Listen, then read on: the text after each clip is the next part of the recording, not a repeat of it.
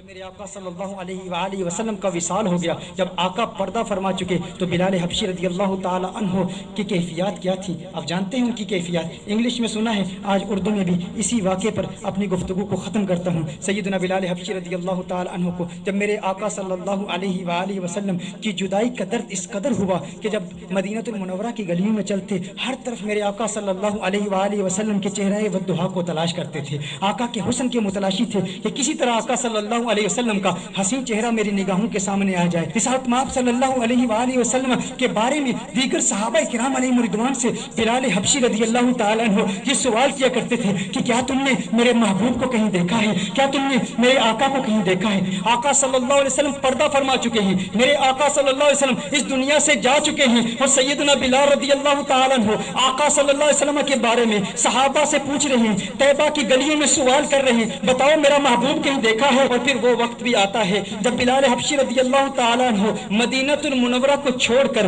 ملک شام کے شہر حلب میں تشریف لے جاتے ہیں، کیونکہ طیبہ میں آقا کی یاد آتی ہے، طیبہ کی گلیاں آقا کی یاد دلاتی ہیں بلال حبشی رضی اللہ تعالیٰ عنہ کو۔ بلال حبشی ملک شام کے شہر حلب میں چلے جاتے ہیں، 1 سال حلب میں گزارتے ہیں، اور پھر ایک وقت ایسا آتا ہے قسمت انگڑائی لیتی ہے، مدینے والے کا دیدار کرتے ہیں، آقا خواب میں تشریف لاتے ہیں، خواب میں آ کے آقا بلال حبشی سے فرماتے ہیں، ہے میرے بلال میرے شہر کو کیوں چھوڑ دیا؟ ہے میرے بلال میری یاد نہیں آتی؟ مجھ سے ملنے کا جی نہیں کرتا؟ کیا تم مجھ سے ملنا نہیں چاہتا؟ بلال حبشی رضی اللہ تعالیٰ عنہ رات کے وقت آنکھ کھلتی ہے، بے چین ہو جاتے ہیں، فوراً بلال حبشی اٹھتے ہیں، اونٹی پر سوار ہو کے مدینہ المنورہ پہنچ جاتے ہیں، مدینہ المنورہ کے در و دیوار کو دیکھتے ہیں، آقا کو تلاش کر رہی ہیں بلال حبشی کی آنکھیں کہ آقا کہاں ہیں؟ خواب میں آ کے آقا نے بلایا تھا، پھر حجروں میں چلے جاتے ہیں، آقا کو تلاش کرتے ہیں، آقا نظر نہیں آ رہے، پھر بلال حبشی فوراً آقا کے قبر انور پر چلے جاتے ہیں، قبر انور پر رو رو کے کہتے ہیں،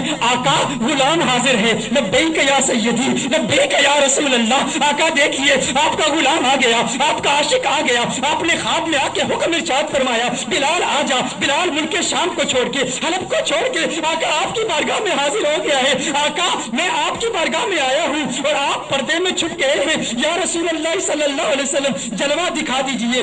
اس کے فوراً بعد ایک کیفیت طاری ہوتی ہے، ایسی وجدانی کیفیت طاری ہوتی ہے کہ بلال حبشی بے ہوش ہو کر گر پڑتے ہیں۔ بہت دیر کے بعد صحابہ کرام علیہم رضوان بلال حبشی کو اٹھا کر باہر لے جاتے ہیں، جب باہر لے جاتے ہیں بلال حبشی آنکھ کھولتے ہیں، اس وقت مدینہ المنورہ کی گلیوں میں ہر طرف شورا ہے، ہر طرف ایک ہی شور ہے، سنا ہے بلال حبشی لوٹ کے آ گئے ہیں، سنا ہے آقا کا غلام لوٹ کے آ گیا ہے۔ چشمے تصور سے تخیل باندھیے ان گھڑیوں کا کہ جب مدینے کے باسیوں نے بلال حبشی کی اذانیں سنی تھی، آقا کی موجودگی میں سنی تھی، ہر طرف ایک ہی چرچا ہے بلال حبشی آ گئے ہیں۔ اب لوگ چاہتے ہیں بلال حبشی کی زیارت کریں کہ آقا کے جانے کے بعد، آقا کے پردہ فرمانے کے بعد، آقا کی جدائی کے بعد بلال حبشی کو کسی نے دیکھا نہیں تھا، 1 سال کے بعد بلال حبشی واپس آئے۔ اب ہر شخص آتا ہے مسجد نبوی شریف میں بلال حبشی کا دیدار کرتا ہے، اور پھر صحابہ عرض کرتے ہیں، ہے بلال ذرا اپنی آواز تو سنا دیں۔ میرے بھائیوں، جب انسان کو کسی سے پیار ہوتا ہے،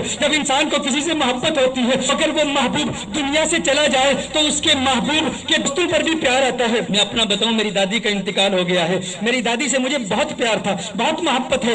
آج بھی گھر میں اگر دادی کی عمر کی بوڑھی عورتیں گھر میں آئیں، وہ جو دادی کے ساتھ باتیں کیا کرتی تھی، جو دادی کے ساتھ گفتگو کیا کرتی تھی، آج بھی اگر ہم ان عورتوں کی آوازیں سنیں، میں کمرے سے گزرتا ہوں تو رک جاتا ہوں، وہ آوازیں مجھے اچھی لگتی ہیں، کیونکہ وہ آوازیں مجھے میری دادی کی یاد دلاتی ہیں۔ یہ وہی عورتیں ہیں جو دادی سے کلام کیا کرتی تھیں، دادی جن کمروں سے گزرتی تھی ان کمروں کو دیکھتا ہوں تو دادی کی یاد آتی ہے۔ اسی طرح جس سے انسان کو محبت ہوتی ہے تو محبوب کے دوستوں سے بھی پیار ہوتا ہے، ان کی آوازوں سے بھی پیار ہوتا ہے، وہ لمحے یاد آتے ہیں، وہ گھڑیاں یاد آتی ہیں، وہ ساتیں یاد آتی ہیں۔ صحابہ بلال حبشی کے پاس آئے، بلال حبشی سے کہتے ہیں، اے بلال حبشی آج وہ اذان تو سنا دے جو آقا کے دور میں سنایا کرتا تھا، اے بلال آج وہ اذان سنا دے۔ بلال حبشی کہتے ہیں، اے صحابہ میرے بس کی بات نہیں ہے، مجھ کو معاف کر دو، کیونکہ جب وہ اذان سناتا تھا، جب اشہد ان محمد رسول اللہ صلی اللہ علیہ وسلم پڑھتا تھا، چہرہ والضحیٰ میری نگاہوں کے سامنے ہوتا تھا۔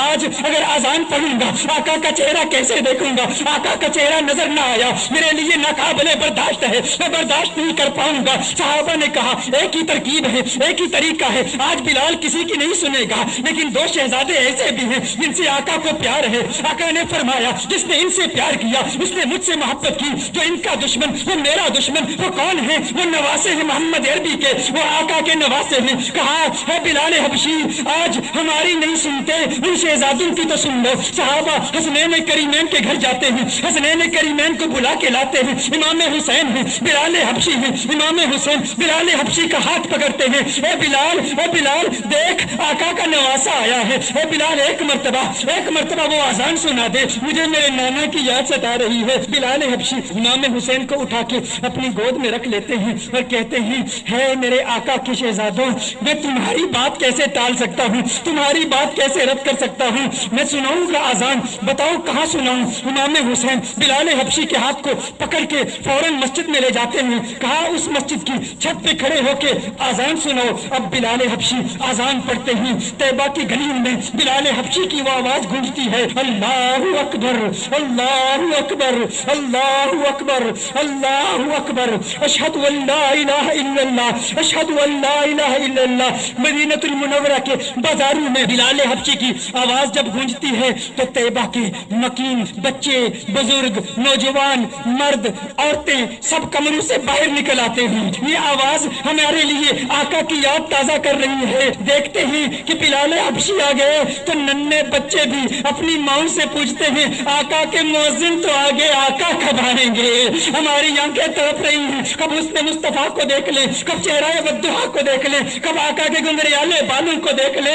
अरे आका की संगत में चलने वाला गुलाम तो आ गया, आका कब आएंगे। उधर बिलाल हबशी आजान पढ़ रहे हैं। अशहदु अल्ला इलाहा इल्लल्लाह के बाद जब बिलाल हबशी अशहदु अन्ना मुहम्मदुर रसूलुल्लाह पढ़ते हैं, देखते हैं चेहरा बद्दुहा नजर नहीं आया, बिलाल बेहोश होके गिर पड़ते हैं। उसके बाद जब बिलाल की आंख खुलती है उसके बाद बिलाल के लिए मदीनतुल मुनव्वरा में रहना नामुमकिन हो गया।